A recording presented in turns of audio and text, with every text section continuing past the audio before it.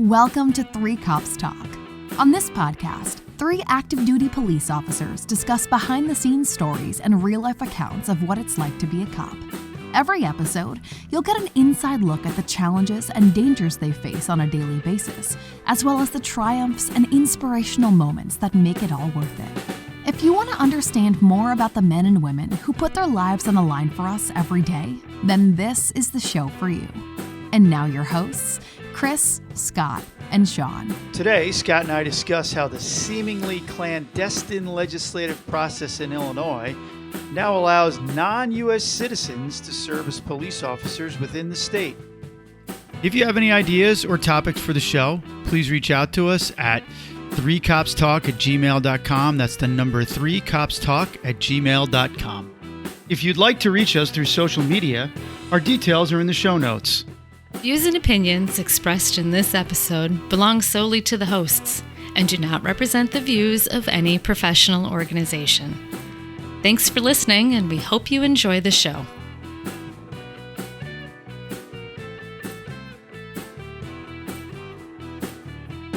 Talk about oddities with immigration process, which is what the show is going to be about today. Funny thing happened in my personal life. For you, those of you that don't know, my wife Carrie is adopted. She was raised, taken. Yeah, you knew, but she was taken in and raised, accepted by,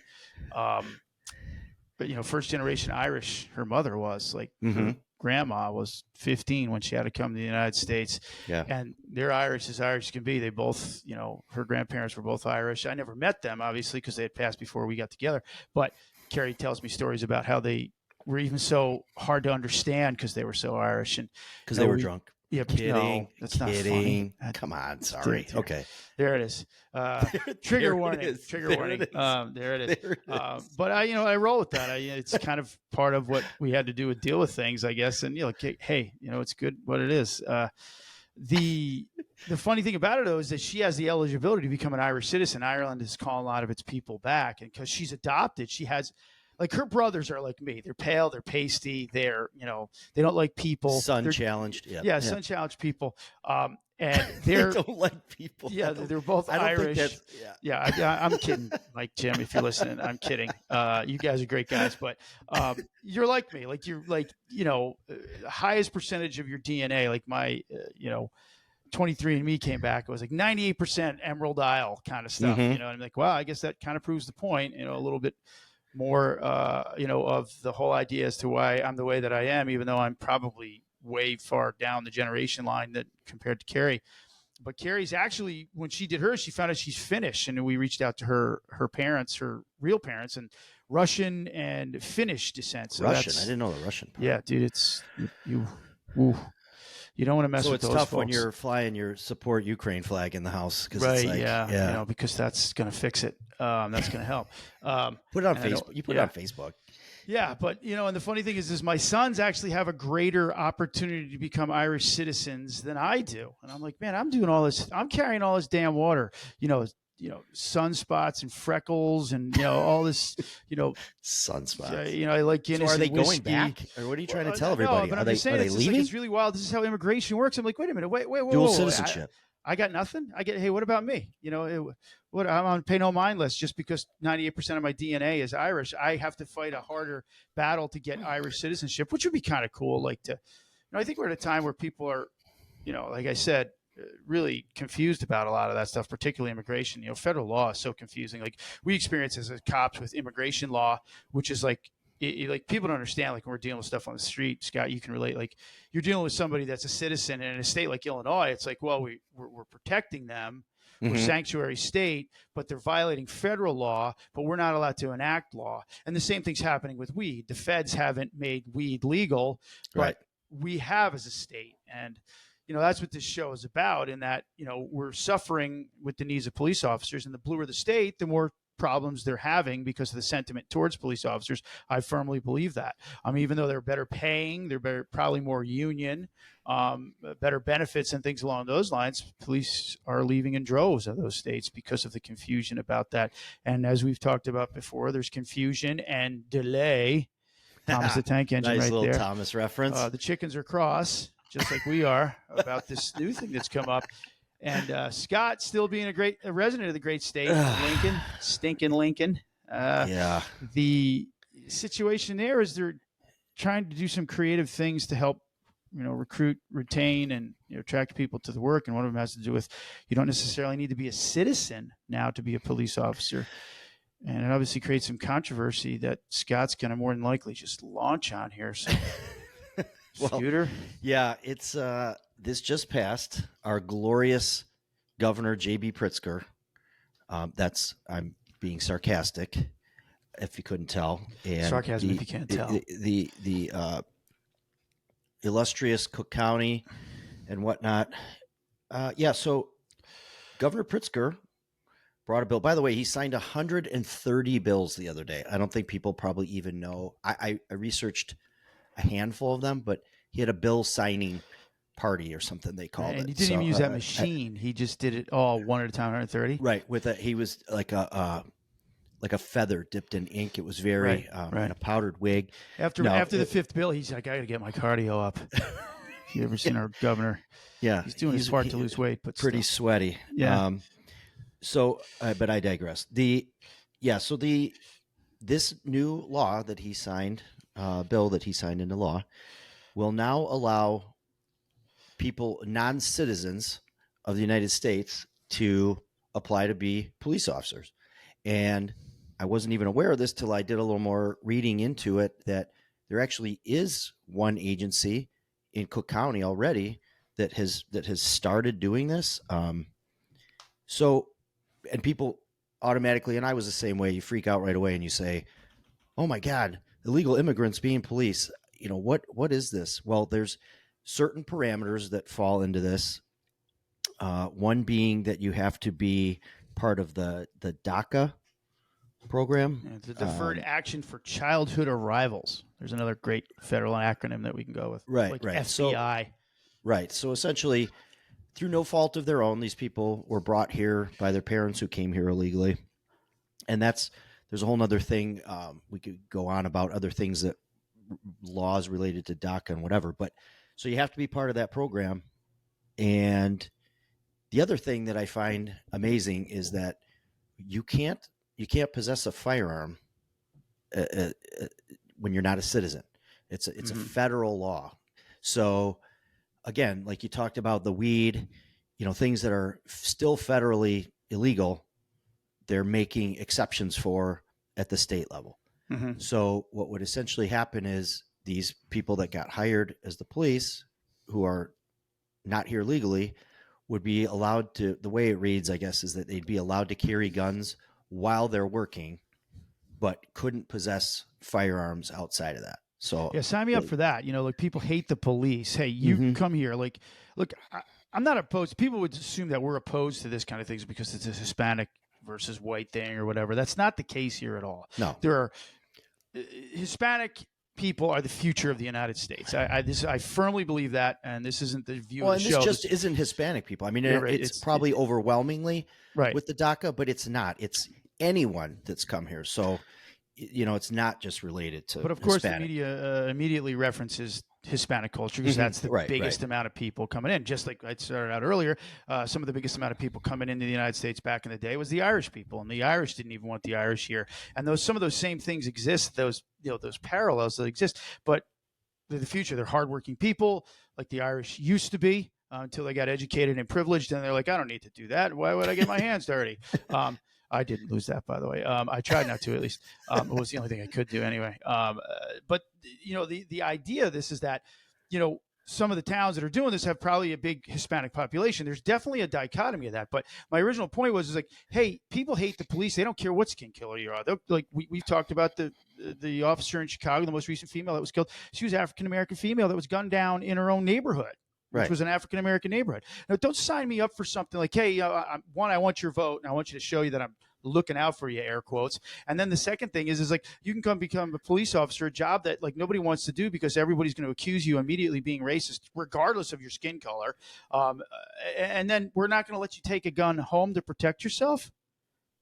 Yeah, wait a minute. Time out. Like, look, I don't care what anybody says. I was given a squad car when I moved down south, like Chris and I were given, cruisers to roll around with. Oftentimes, that's more of a detriment for my safety. Oh, you can take your family to school and think, I'm not exposing my kid to some nut job that wants to pull up next to my car and start plunking rounds at me. And don't tell me because it doesn't happen every day. Well, just like cops are shooting. It only needs people, to happen once. Yeah, just like cops are shooting people every day, I'm going to go ahead and fall in line with that and go, no, I'm not putting my kids, my most precious commodity, at risk for this. And if I was a DACA, it was under the DACA doctrine or whatever it's called, law that's going right now, I'd be like, yeah, I'll be a cop, but then I can't take a gun home with me. Hey, cool. I'd sign up for that, but man, don't put a target on my back as a police officer because you want to show that you're looking out for me and you want my vote. But in the same sense, federal law doesn't allow me to carry a gun off duty. It's like the whole idea people talk about with the drinking age is 21, but at 18 you can go die for some rich politician that wants to fight a war in a faraway land where they're not sending their kids. I mean, that's how I look at this. It's like, look, follow the process. Stop making it all so confusing for everybody involved. I mean, Hispanic people can contribute greatly to law enforcement because of some of the... And they do. I mean, right. On a level that we can't even understand. Right. And we've seen that increase over the years in our career. I've worked at a police academy for many, many years, and you see the demographic of the people changing in the police academy. There weren't a lot of females when we first started. Right. Now there's a lot. There's a lot of Hispanic females. There weren't as many Hispanics. Now there's a lot. Right. They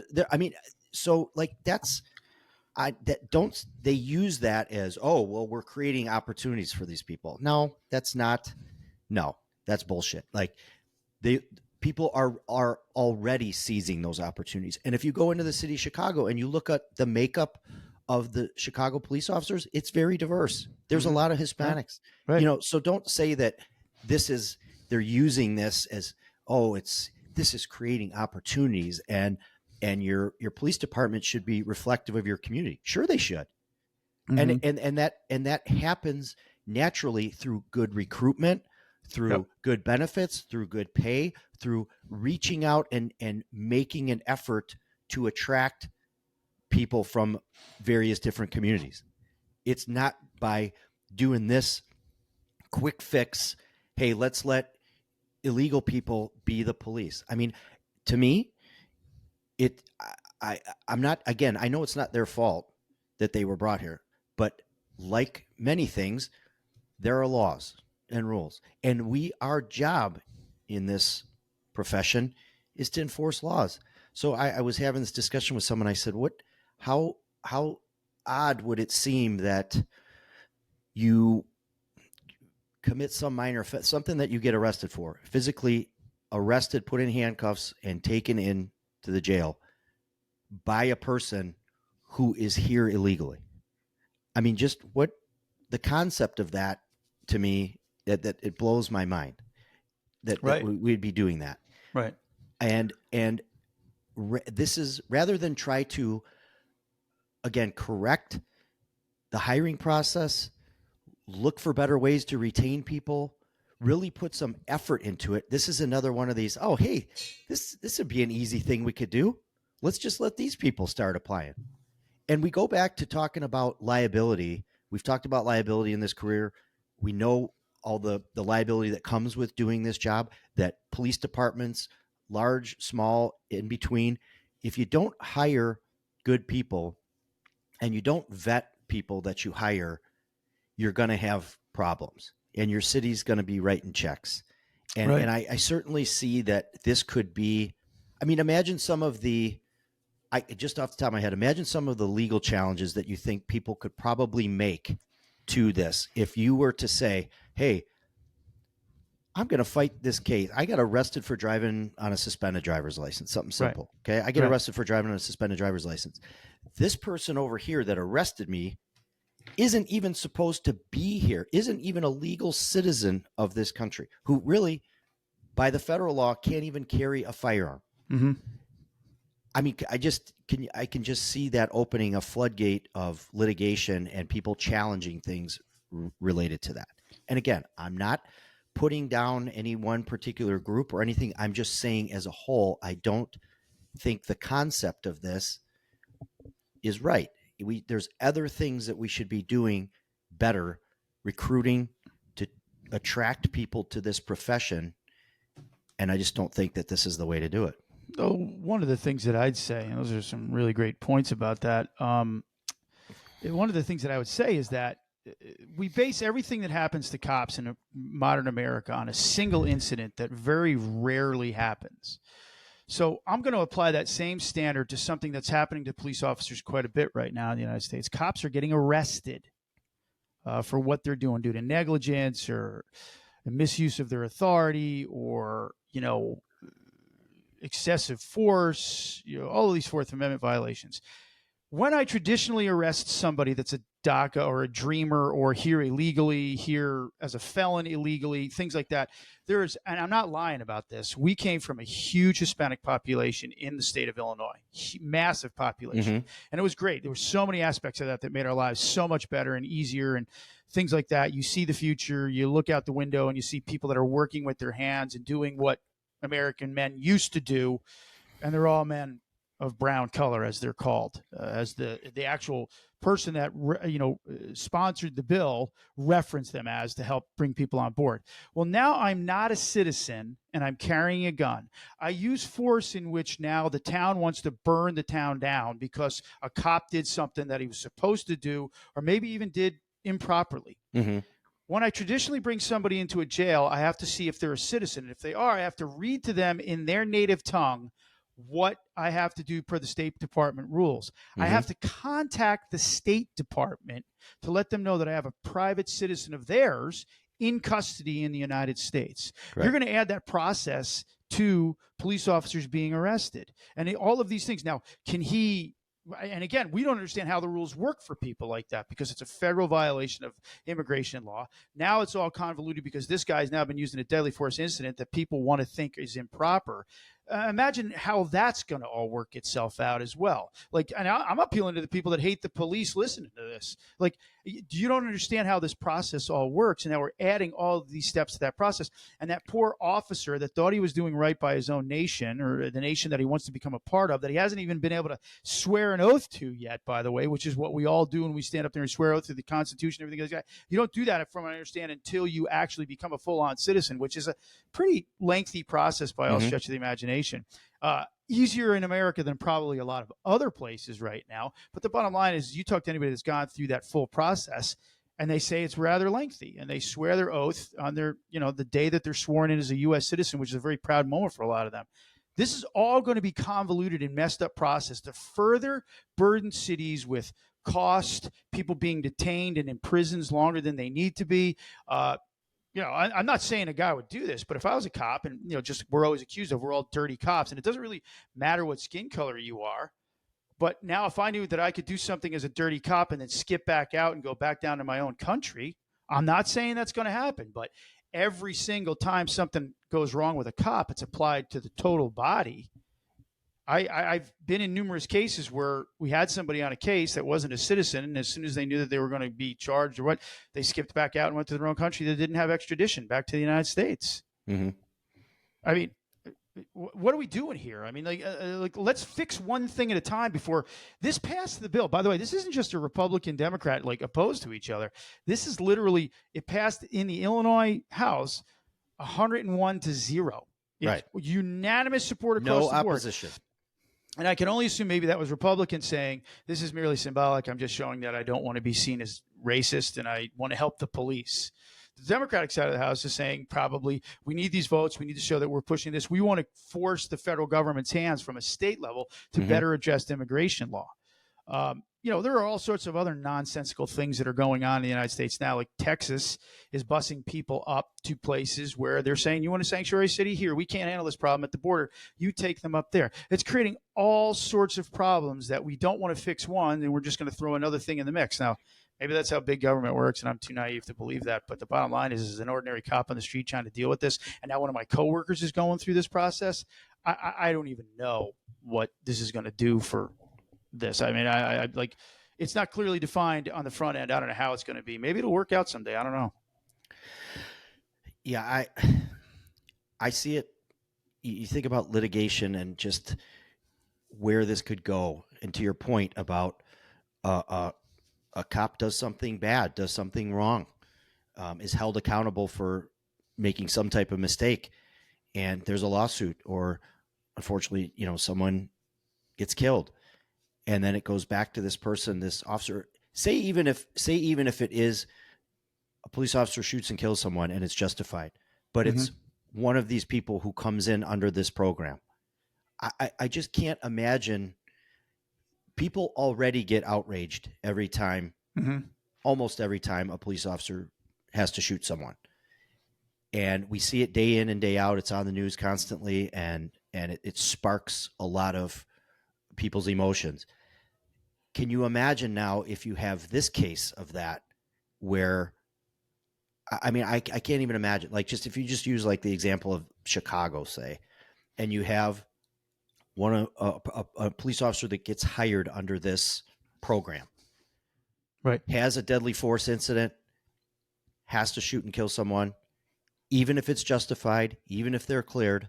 Can you imagine the outrage from the family, the community?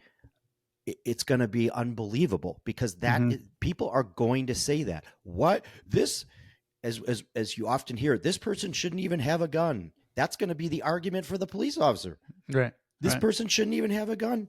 They're not even here legally. They're not allowed to possess a firearm. You've carved out some little loophole that you're going to say, well, they can do it while they're working. Okay. It's not going to stop the people.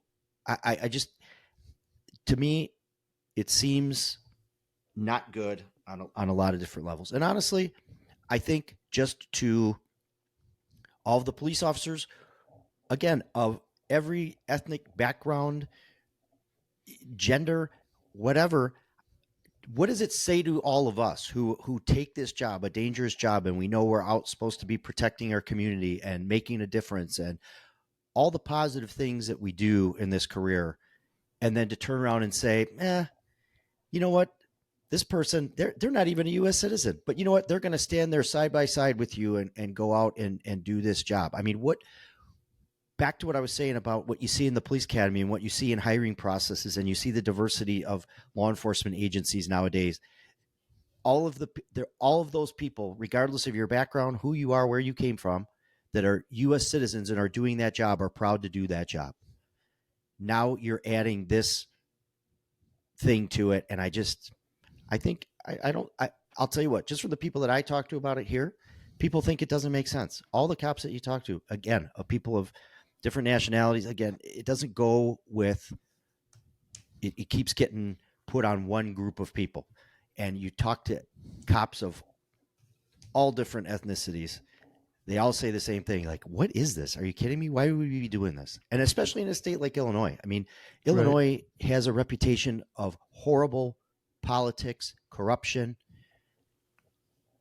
I guess no better place to pilot this program, but it's frustrating, I think, to all of us in this profession. And Illinois is not alone. And, the article and thing that I'm referencing, I mean, there's way too many ways to try to keep track of this, but they said several other states, I think 6 total, are already doing this. I'm going to go out on a limb here and say it's one of the big 3 of the blue states. It's California, New York, and Illinois. And I don't know what the other ones are, to be honest with you. Maybe they're border states. I have no clue whatsoever what it is for that. Labor and everything else has a big impact on this, and voting and population. But one of the representatives from the state in Illinois was a former police officer, or is a police officer, I should say. He's saying, why don't we just become good with policy? It's kind of confusing because everybody seemed to vote for it, but then again, this same politician is saying, who's a Republican, is saying, well, I don't know how this is going to work. It's going to be difficult until the federal government changes its rules on, if you're not a citizen, you can't own a weapon, you can't own a firearm. And again, I go, and people would say, well, let's muddy the water by saying they're not owning it. It's really the department's gun, but they don't take it home with them, things like that. I mean, look, come on, that's nonsense. Anybody that knows this work knows that that's nonsense. But it's bad policy. Like he referenced, this same politician's reference, like if we want Hispanic candidates, basically, I'm paraphrasing what he said and the things like that. Why don't we fix the Safety Act, which is what is probably the main reason that we can't get quality candidates? Because if it's about getting quality candidates, people aren't stupid. That's stupid. They go, well, the Safety Act is what really is. This past week in Illinois, the Supreme Court said no bond is cool. California's proven across the board So much so that no bond is so bad that the Oakland NAACP came out and made a statement and said that we need to do more to protect people that are the victims of crimes. And a lot of these policies in California, basically, and I'm paraphrasing this too because this is not a legal term, suck in protecting people of color.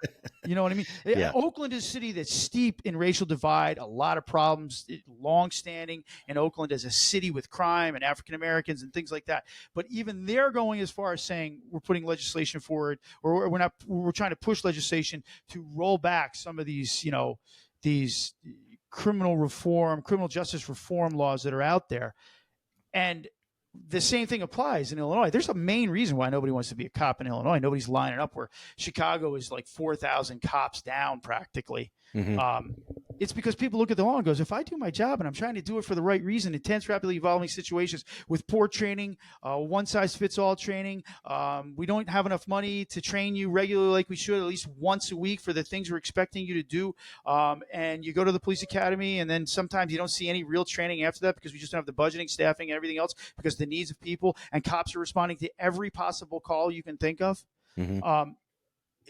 Why don't we fix some of these things that make people feel to be more supported? And there are probably legal Hispanics here, first generation Hispanics, like first generation Irish, things like that become cops that would help their communities and still understand the culture, the language, and not so far removed from it and everything else. Well, no, we don't want to address that.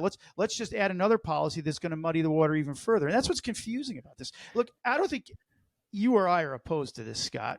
We don't think the idea that bringing resources in from where you can, but like you're putting the cart before the horse, so to speak. We don't even let these things.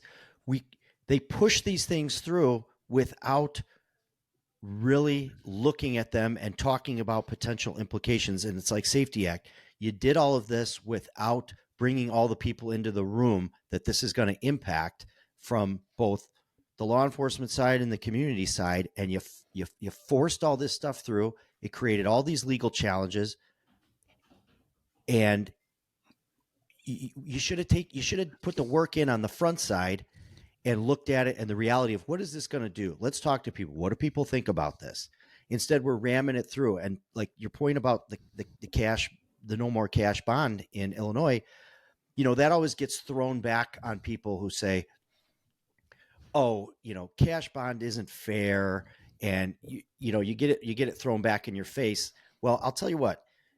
I was just doing a training class here a couple of weeks ago, and I met a CPD officer. She's been on the job 9 years, and we were talking. Every time I meet somebody from CPD, like a lot of times it's doing this outside training, I always ask them, hey, what's the feeling in your agency? What's going on with the hiring? Like all those things that we talk about on here, when I actually get a chance to talk to a CPD officer, I probably annoy them with all the questions that I ask.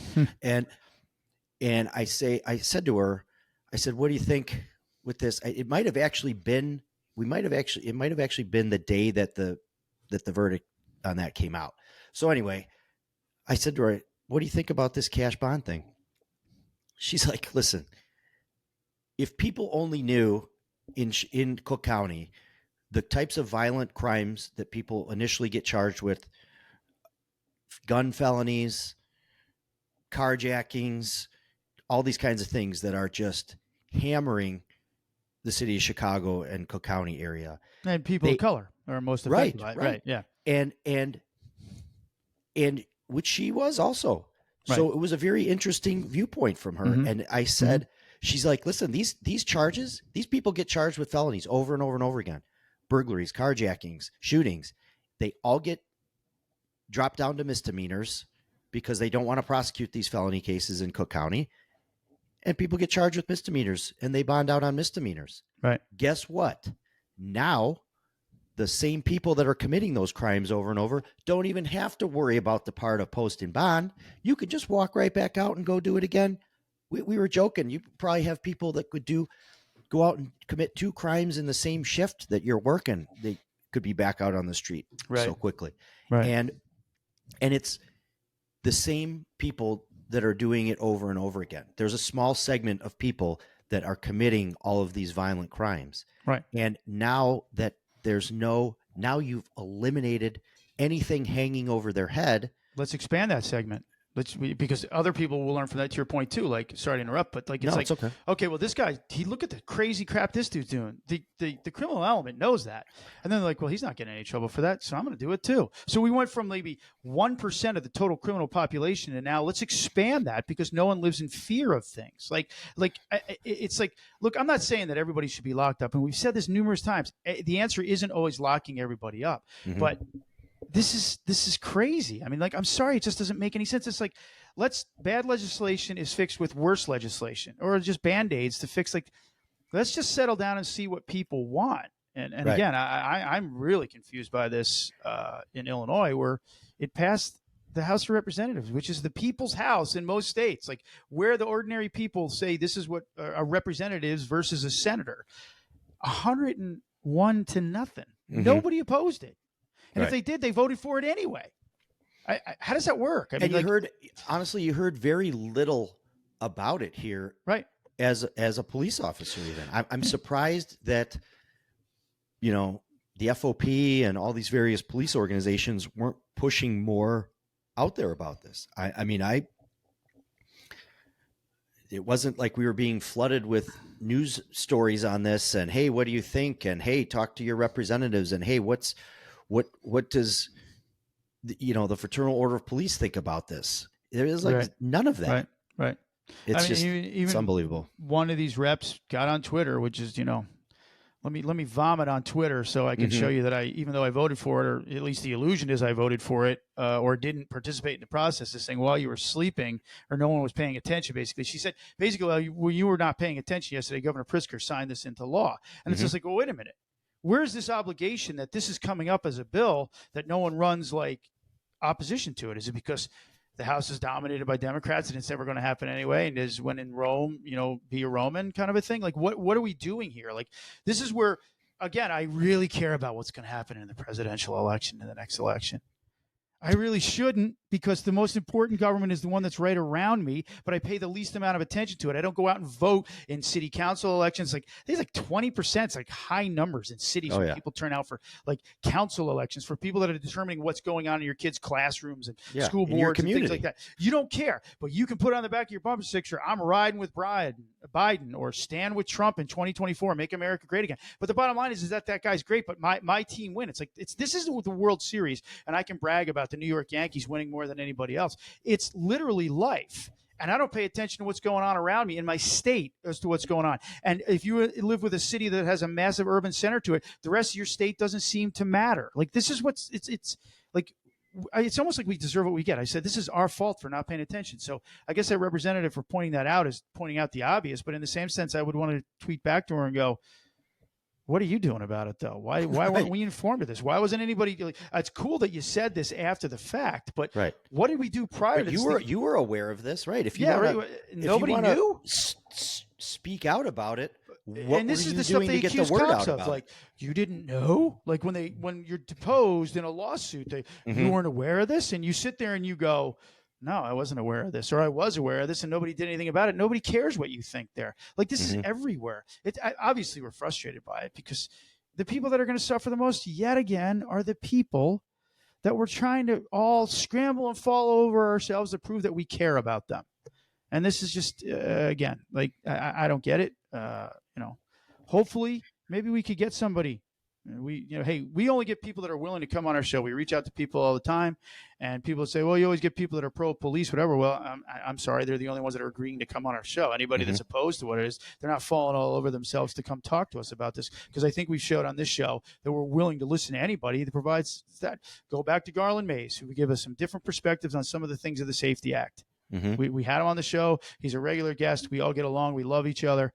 And we don't get a lot of that. And this is what it seems like the world wants.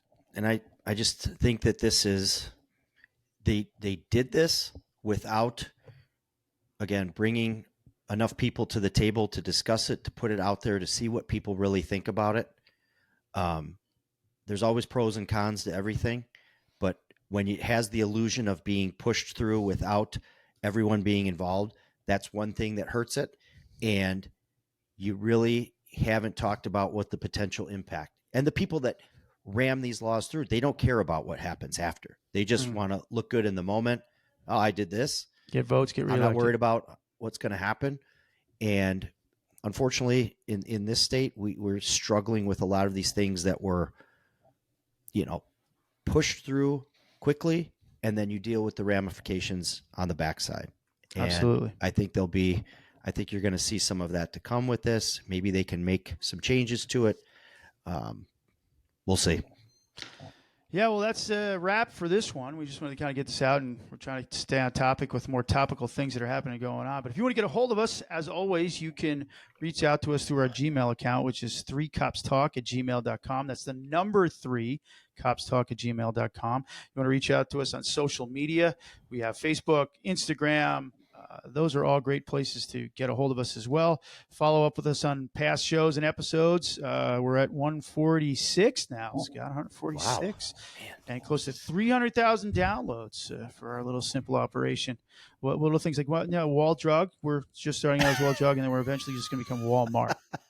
And we're going to forget about everybody and we'll just do what we want to do. We offer free ice water, and we'll get to stay open during COVID if they have COVID again, like COVID 20. If that comes, like the next year, we'll get to stay open because we will not close down for COVID. That's my goal, and to completely ignore the needs of our listeners. So again, please reach out to us. We love you. We get to the front of the line. We will talk with you about anything. If anybody knows more about this legislation and law, and maybe there's some good practice somewhere out there from that suburban agency in Illinois, please reach out to us and let us know what's going on. Until then, be safe, and we'll talk to you soon.